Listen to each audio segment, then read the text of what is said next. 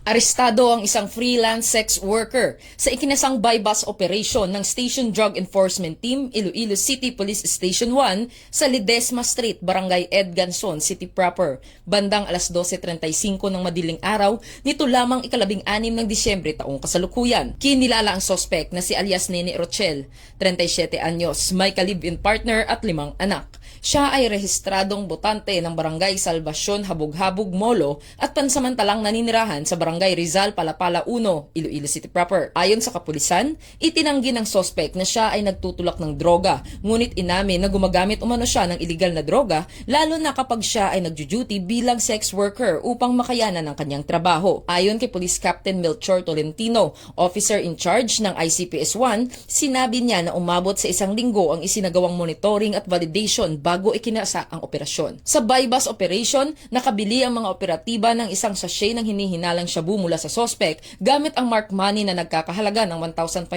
pesos.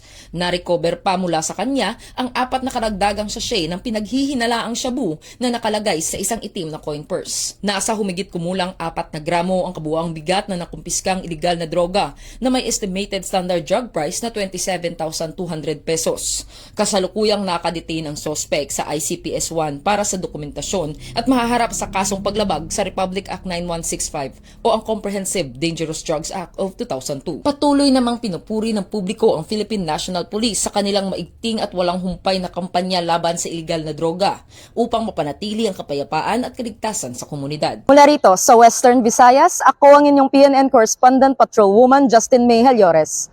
Alagad ng batas, tagataguyod ng balitang pulis.